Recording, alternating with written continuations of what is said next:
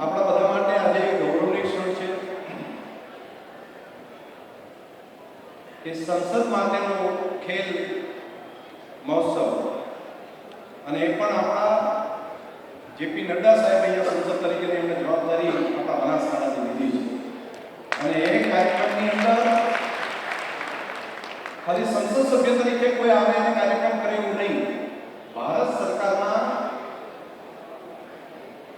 ખેલકૂદ મંત્રાલય અને આટલા સિનિયર મંત્રીશ્રી પોતે ઉપસ્થિત રહ્યા છે. તો બનાસકાંઠાના યુવાનો માટે, બનાસકાંઠાના ખેલાડીઓ માટે આ એક પ્રોત્સાહજનક કહેવાય તેવી એક આ ઘટના છે. અને હવે આપણે કોમનવેલ્થ માટે અને ઓલિમ્પિક્સ માટે બનાસકાંઠાએ તેનું યોગદાન આપવું પડે.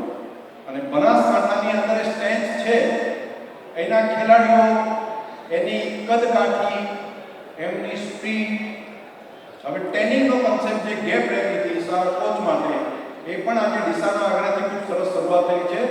અને રાજ્ય સરકાર અને કેન્દ્ર સરકાર બંને આના માટેનું પૂરતું ઇન્ફ્રાસ્ટ્રક્ચર તૈયાર કરવા માટેની વ્યવસ્થા અમદાવાદના આંગણે પણ થઈ રહી છે. અને મને ભરોસો છે માન્ય મંત્રીશ્રી ઉપર એક પડકારને પહોંચી વળવા વાળા નેતા છે. આ એક એવા જણ છે કે કોવિડના સમયે આખી દુનિયા ઝઝૂમતી હતી, અને એ વખતે આરોગ્ય વિભાગ એમની પાસે છે,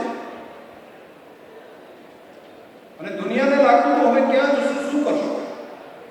અને એ વખતે દેશના પ્રધાનમંત્રી મોદી સાહેબના નેતૃત્વની અંદર માન્ય મનસુખભાઈ માંડવિયાજીના ડિપાર્ટમેન્ટે કોવિડ વેક્સિન એ કરોડો લોકો સુધી પહોંચાડી, અને માત્ર ભારતમાં નહીં દુનિયાના લોકો સુધી પહોંચાડવા માટેની વ્યવસ્થા એમની આગેવાની